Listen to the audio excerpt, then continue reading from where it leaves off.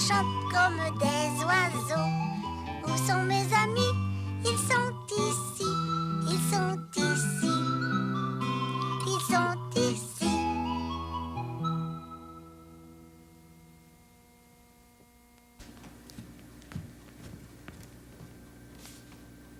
Passe-partout. Passe-carreau.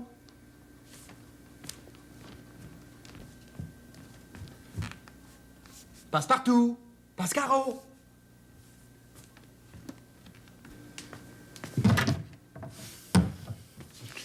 Passe-partout, passe-carreau.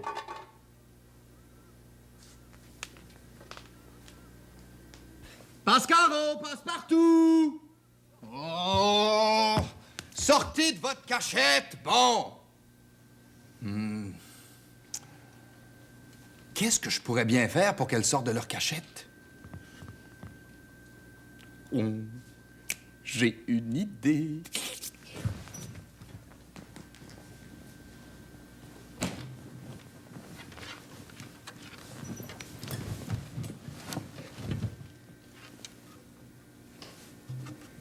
Est-ce que tu connais ça?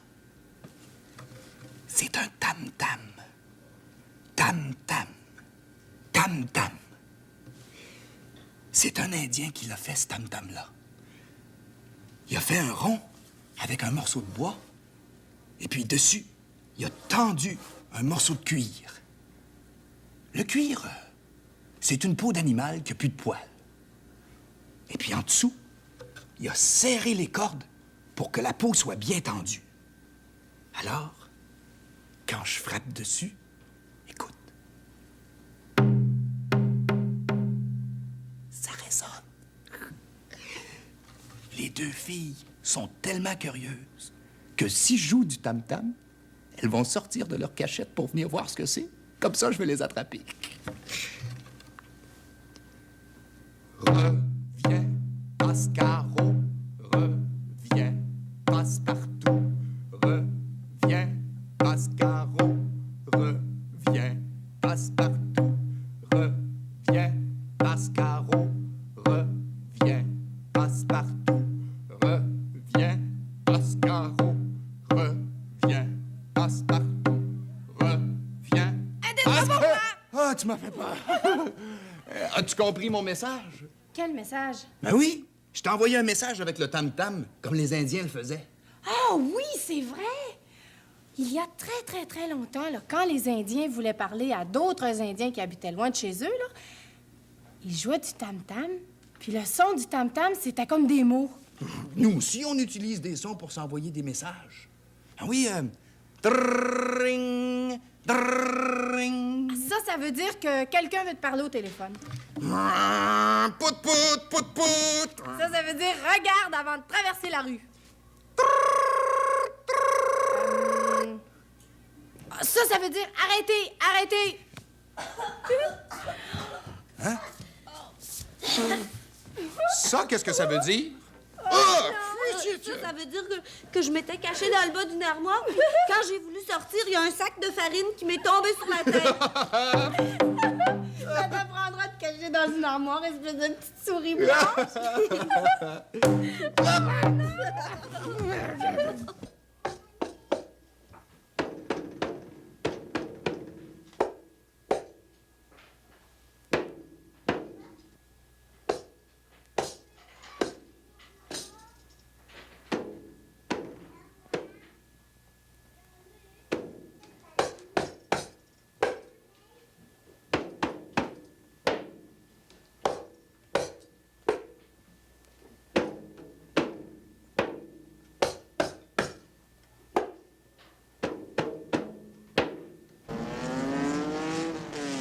Auto.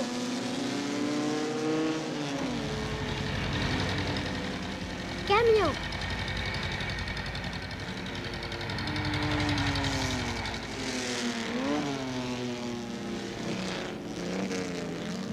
Auto.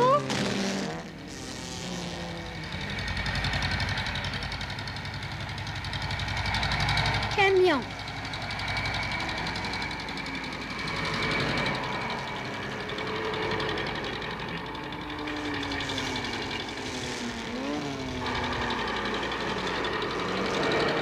Auto.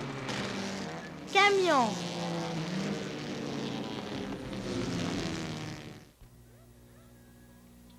Maman, Quoi? donne-moi une petite brosse. Une petite brosse? Et qu'est-ce que tu veux faire avec ça? Je te le dis pas tout de suite. Tu vas voir. Oh, mon petit cachotier. Qu'est-ce que tu fabriques encore, hein? Tu vas voir. Une petite brosse, une petite brosse. Je sais pas si j'ai ça. Oh, peut-être que... Attends un petit peu, je vais aller voir. C'est pour Mélodie, la petite brosse. Je donnerai pas rien que ça, non. Il y a d'autres choses pour elle dans mon sac. Tiens, j'ai trouvé une vieille brosse à dents, mais le manche est cassé. Ah, je me rappelle. Avant, c'était à moi, cette brosse à dents-là. C'est une brosse comme ça que tu veux? Oui. Mets-la dans le sac. Hé, t'en as des trésors dans ton sac. Regarde pas. Bon, fort. T'en fais des cachotteries, toi, aujourd'hui? Qu'est-ce qui se passe? Demain, c'est la fête de Mélodie. C'est pourtant vrai. J'avais complètement oublié. Moi, j'ai pas oublié. J'ai hâte. Puis ça, je gage que c'est le cadeau que tu lui donnes. C'est pas juste un cadeau, hein. C'est un jeu aussi. Ben, c'est un cadeau pour jouer. Mélodie, elle aime ça jouer. C'est un sac à surprise pour toucher. Pour toucher? Ouais, tu rentres ta main dans le sac, tu touches à quelque chose, puis tu devines qu'est-ce que c'est. Mais faut pas que tu regardes, hein. Juste toucher. C'est un beau jeu. C'est une bonne idée. Ah, fais semblant que toi, t'es Mélodie, puis que je te donne mon cadeau, OK? Oh, un cadeau pour moi. Merci, Bruno. Qu'est-ce que c'est ça? C'est doux comme un minou. C'est sûrement pas un minou. Non, le minou, il voudrait pas rester dans le sac, hein? Pour moi, c'est un pompon de fourrure. C'est ça? Psst, c'est l'oreille de mon toutou quand j'étais bébé. Je peux regarder? Pas tout de suite, pas tout de suite. Juste quand tu vas avoir tout deviné. Il y en a d'autres surprises dans mon sac. Oh oui, je sens ça. Ouch! Qu'est-ce que c'est ça? C'est piquant. Oh, pour moi, ça, c'est un petit porc-épic. C'est la brosse qu'elle vient de me donner, puis elle l'a même pas reconnue. Oh, ce que je touche là, c'est facile à deviner. C'est dur, dur, dur. C'est un morceau de bois. C'est ça. Maintenant, on regarde. Il me semble qu'il y avait d'autres choses. Non, t'as tout deviné. Et pourtant, j'ai touché à quelque chose de doux. L'oreille de mon toutou. Moi, j'ai dit un pompon de fourrure. C'est un peu ça. C'est doux. Le morceau de bois. Ah, j'ai bien deviné, hein? La brosse à dents. Tu pensais que c'était un porc-épic? Oh, je me suis trompée. Ah! Puis il y avait les petites plumes attachées ensemble aussi. J'y pensais plus que je les avais mises dans le sac. Ah, tu vois, quand je disais que j'avais touché à quelque chose de doux. Ah, mais là, je sais plus quoi mettre dans mon sac à surprise pour toucher. J'ai une idée. Bouge pas. Qu'est-ce qu'elle va me donner, donc?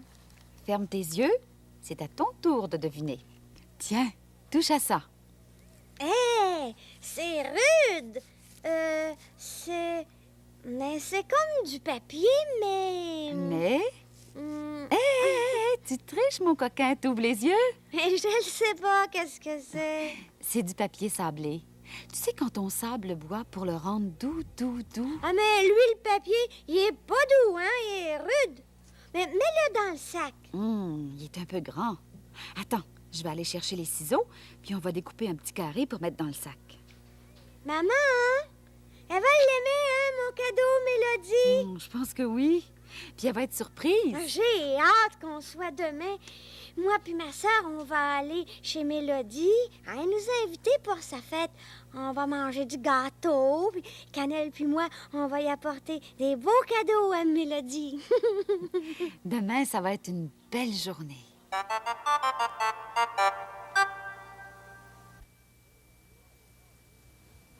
Bon, ben, c'est fini. Tiens, allô? Hey, regarde-moi donc ce que je viens de fabriquer là. Sais-tu ce que c'est, ça? C'est une raquette. Ah, ben ça, c'est pas une raquette comme celle qu'on est habitué de voir. Non. Ça, c'est une raquette comme en fabriquaient les Indiens il y a très, très longtemps. Tu vois? C'est des branches de sapin qu'on croise comme ça, là. puis qu'on attache solidement avec la corde. Hey, je te dis que les Indiens devaient être contents d'avoir inventé ces raquettes-là. Tu comprends, les autres, ils vivaient dans le bois. Puis dans le bois, l'hiver, la neige est épaisse. C'est pas comme ces trottoirs dans la ville, hein? Ça fait que, quand ils allaient dans le bois pour chasser les Indiens, ils enfonçaient dans la neige jusqu'au cou. Ben, peut-être pas jusqu'au cou, là, mais jusqu'aux genoux. Hey, c'est fatigant de marcher là-dedans. Mais quand ils ont inventé les raquettes de sapin, oh là, ils ont pu marcher sur la neige au lieu d'enfoncer dans la neige. Hey, j'ai bien envie de les essayer.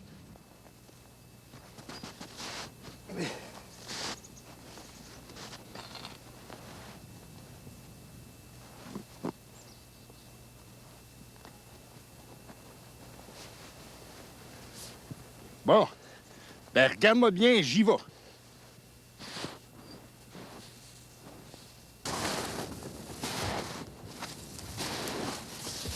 Ouf! Oh, oh. Ouais, je pense que je les ai mal faites, hein? Je pense que j'ai pas autant de talent pour fabriquer des raquettes de sapin que les Indiens. Mais ça fait rien. Je m'en vais les donner en cadeau à Passe-Partout.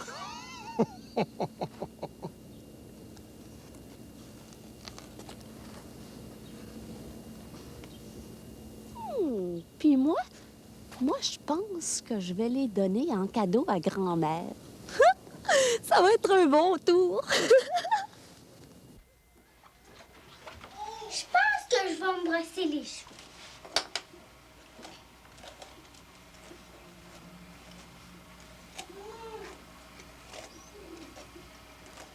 Ah, je veux pas que personne me voit. Là, je peux brosser mes cheveux. Je suis toute seule. Oh, je vais arranger mes barrettes.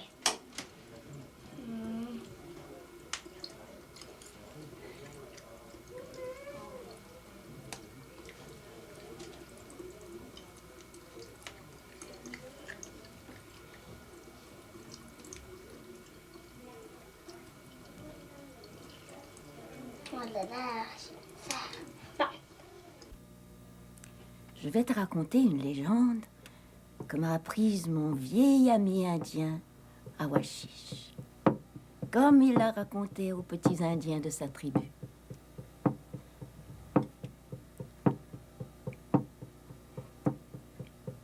Il racontait que les hommes étaient des animaux et qu'ils habitaient les forêts, les plaines, les lacs et les rivières de ce pays. L'un de ces animaux, le carcajou, chassait dans la forêt. Il chassait parce qu'il avait faim et qu'il voulait nourrir sa famille. Le carcajou s'approcha du lac où vivait le castor.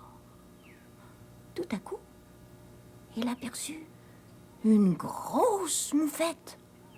Une moufette grosse comme un ours. Oh oui, je te dis grosse comme un ours. La moufette se sentit menacée. Et elle leva la queue. Puis elle se mit à siffler et à frapper du pied. « Si tu ne pars pas d'ici, je vais t'arroser de mon liquide. Et tu sais comme il sent mauvais. » Mais au lieu de se sauver au plus vite, le carcajou court droit sur la moufette et il la mord. Mais la moufette ne se laisse pas faire.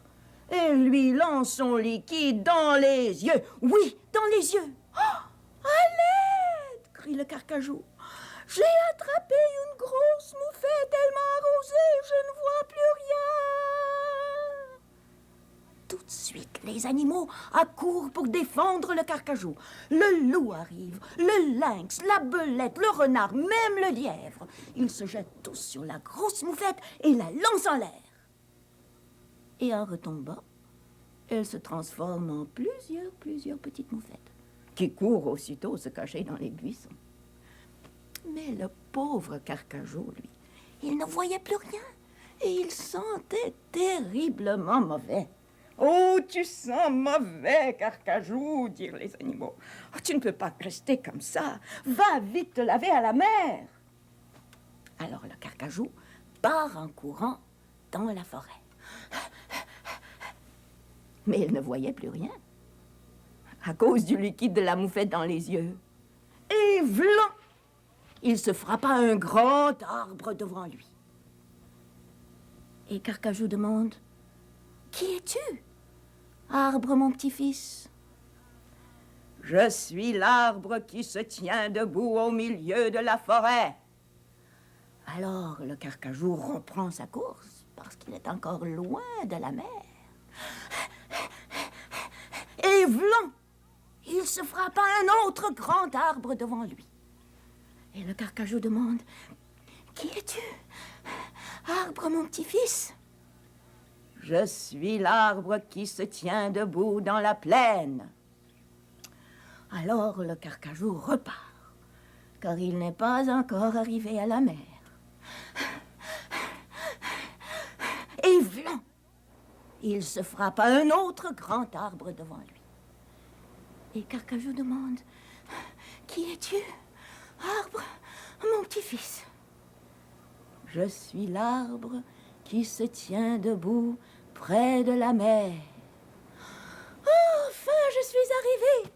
dit le Carcajou, et il plonge dans l'eau. Encore et encore, il se lave partout, partout, partout, partout, partout. Et il se lave les yeux. Et enfin, il voit. Il voit le soleil. Il voit la mer. Il voit la plaine. Et c'est depuis ce temps-là, comme le dit la vieille légende indienne, que l'eau de la mer est blanche et salée. Tellement salée qu'on ne peut pas la boire, à cause d'une moufette et d'un carcajou.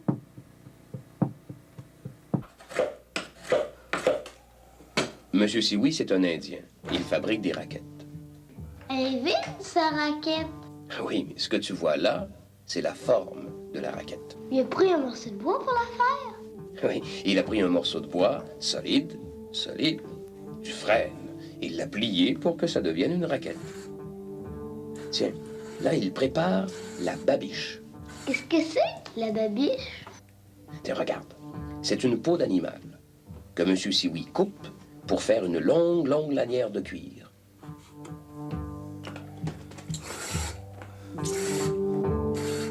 Hé! Il y en a coupé du cuir. Il y en a long. Ça en prend beaucoup de cuir pour tresser tout le fond d'une raquette.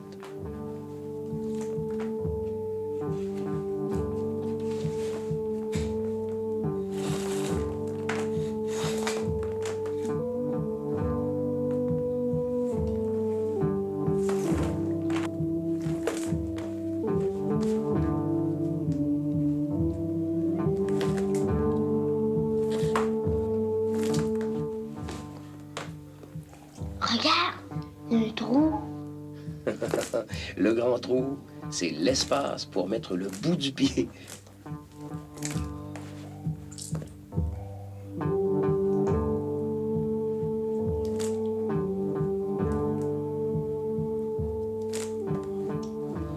Il fait un nœud pour pas que ça se défasse.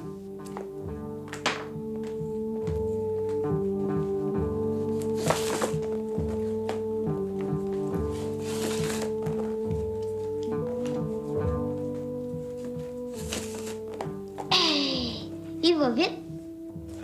Il est habitué.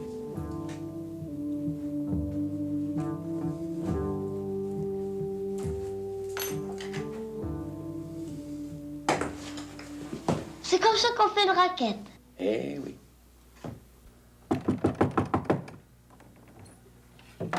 Grand-mère? Je suis dans le salon, Passepartout. J'arrose les plantes. Ah bon?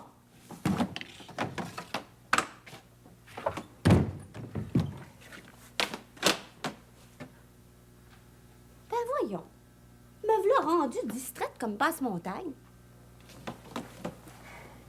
Ils sont beaux, mes mocassins, hein? C'est une Indienne qui les a fabriqués.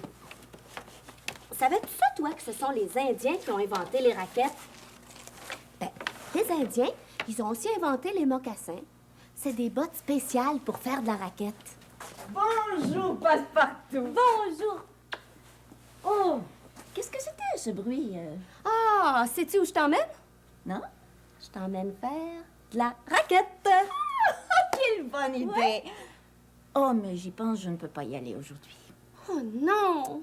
Mais pourquoi? Parce qu'aujourd'hui, je dois faire le ménage, l'époussetage, le lavage, le repassage. Puis moi, je vais être sage comme une image. Oh ben demain, c'est promis, hein? Tu viens faire de la raquette avec moi. Promis! Bon! Mais j'y pense. En as-tu des raquettes, toi? Non, mais je peux emprunter celle de Pascaro. Non. Je vais t'emprunter une paire, moi. Ah ouais? Oui, c'est Fardoche qui me les a données. Tu vas voir, c'est une nouvelle sorte de raquette. Tiens. Veux-tu que j'aille te les chercher? Oui. Bon. Je me demande ce que c'est.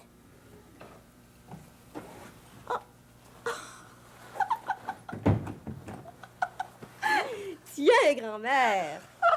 Tu es certaine qu'on n'enfonce pas dans la neige jusqu'au cou dans ces raquettes-là? Oh, non. Fardoche les a essayées.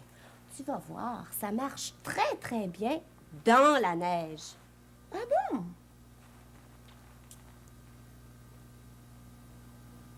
Ah bon? Ça, c'est doux.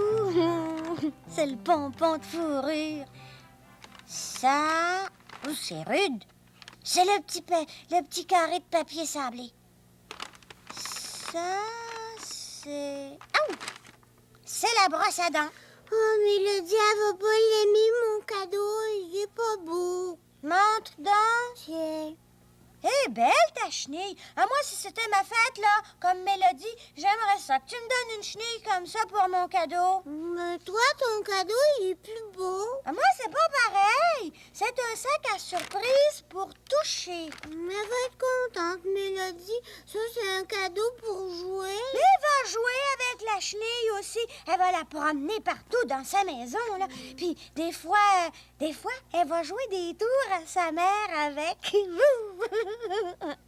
Elle marche bien, hein? Oh, ça va, petite chenille. Elle est fâchée contre toi parce que tantôt t'as dit qu'elle était pas belle. Oh non, t'es belle. Cannelle, es-tu là, Cannelle? Oh, c'est Mélodie. Vite, faut cacher ses cadeaux, faut pas qu'elle les voie. Non. Ici. Oui. Chut. Dis-lui pas, hein, qu'on les a cachés ici. Bonjour. Salut. Demain, c'est ma fête. Demain, c'est ma fête. Je le sais, tu m'as invité pour ta fête. Tu t'en rappelles plus? Demain, c'est ma fête. Je vais avoir 4 ans. Ma mère est partie acheter mon cadeau. Je gâche qu'il va être beau. Nous autres aussi, on va t'en donner des cadeaux. Tu vas me donner un cadeau, Cannelle? Oui, Bruno aussi. Toi aussi, Bruno? Oui. Hey, ça va me faire beaucoup de cadeaux. Où ils sont mes cadeaux? Ils sont cachés. Dans votre chambre? Non. Ils sont cachés ici, dans le salon. Je vais les trouver. Non, tu seras pas capable. Oh oui, je vais être capable. Où est-ce qu'ils sont cachés, mes cadeaux? Chut! Dis-lui pas. Ils sont derrière le canapé. Tu n'as pas le droit de regarder. Tu vas les voir demain à ta fête. Cannelle, comment il a fait le cadeau que tu vas me donner? Je l'ai fait toute seule, ton cadeau. Je sais pas si tu vas l'aimer. C'est une sorte d'animal. Un animal avec des pattes? Cannelle! Dis-lui pas, c'est un secret. Moi, je te le dirai pas, le mien, mon cadeau, hein? C'est une surprise. Mais c'est beaucoup de petites surprises. Ils sont dans un sac. C'est des surprises pour Bruno! Des surprises pour rien. Faut que je m'en aille chez nous. Pourquoi? Parce que chez nous, je fais des décorations. Il y a des belles guirlandes en papier. Ça va paraître que c'est ma fête.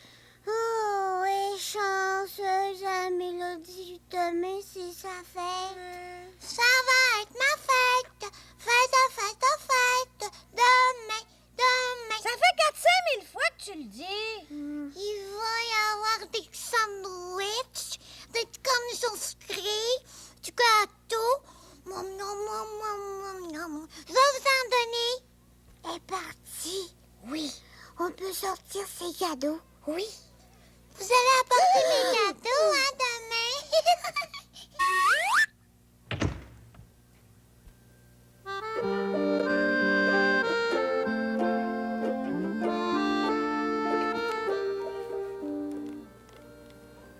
Qu'est-ce que c'est que ça? Oh, je m'en souvenais plus. C'est moi qui l'avais caché là. Je l'avais caché pour que personne la voie, pour que personne n'y touche. Mais je pense que je l'avais un peu trop bien caché. Veux-tu savoir ce que c'est? Oh non? À toi, peut-être que je pourrais le dire.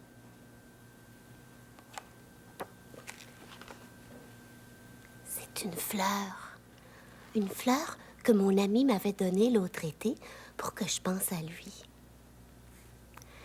Il l'avait cueillie sur le bord d'un lac, dans une forêt, puis me l'avait donnée. Tu sais, j'ai plein de choses qui sont à moi, rien qu'à moi, puis qui sont cachées, comme ça, un peu partout dans ma chambre. Ah, des choses qui sont importantes pour moi. Toi, en as-tu des petites cachettes? Oui, hein? Oh, puis t'as bien le droit d'avoir des petits secrets qui sont rien qu'à toi. Moi, par exemple, j'en ai un secret que je dirai jamais à personne au monde. Même pas à toi. Pas parce que je t'aime pas. Ben non, ça, tu le sais que je t'aime. Mais c'est comme ça. Ce secret-là, je vais être toute seule à le connaître. Demande-moi pas ce que c'est. Je dirai rien.